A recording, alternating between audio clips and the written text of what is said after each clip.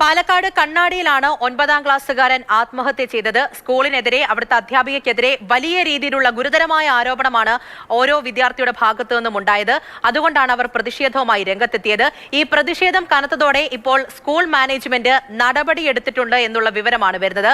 കുട്ടിയെ അപമാനിച്ചു എന്ന് പരാതി നേരിടുന്ന ആ അധ്യാപികയും അതോടൊപ്പം തന്നെ ഹെഡ്മിസ്ട്രസിനെയും സസ്പെൻഡ് ചെയ്തുള്ള നടപടിയാണ് ഇപ്പോൾ വന്നിരിക്കുന്നത്. രാവിലെ സ്കൂളിലെത്തിയ അർജുന്റെ സഹപാഠികൾ മുദ്രാവാക്യം വിളികളുമായി സ്കൂളിന് മുന്നിൽ തടിച്ചുകൂടിയിരുന്നു. ആ പ്രതിഷേധം അത് വലിയ തോതിൽ ഉയരുകയായിരുന്നു.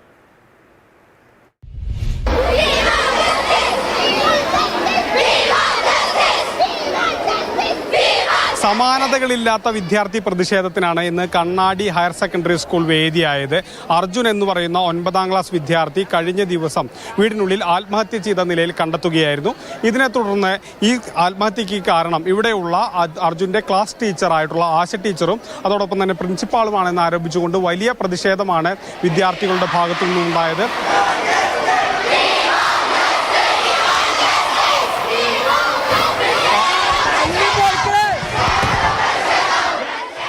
അവർ ക്ലാസ്സിൽ കയറാതെ സ്കൂൾ ഉപരോധിച്ചുകൊണ്ട് വലിയ രീതിയിൽ പ്രതിഷേധം നടത്തി. ഇതിനെ തുടർന്ന് PTA നേതൃത്വത്തിലുള്ള ആളുകളെത്തി, സ്കൂൾ മാനേജ്മെന്റിലുള്ളവരെത്തി, പോലീസ് ഉദ്യോഗസ്ഥരെത്തി, അങ്ങനെ വിദ്യാഭ്യാസ വകുപ്പിലെ ഉദ്യോഗസ്ഥരെത്തി. ഇവരെല്ലാം ചേർന്നുകൊണ്ട് ചർച്ച നടത്തിയതിനു ശേഷം ഈ 2 അധ്യാപകരെയും താൽക്കാലികമായി ഇപ്പോൾ സസ്പെൻഡ് ചെയ്യാൻ തീരുമാനമായി. ഇതിനെ തുടർന്നാണ് ഈ പ്രതിഷേധത്തിന് അല്പം അയവ് വന്നതും ആ പ്രതിഷേധം അല്പം ഒതുങ്ങിയതും. Gokul VS, Mathrubhumi news, Palakkad.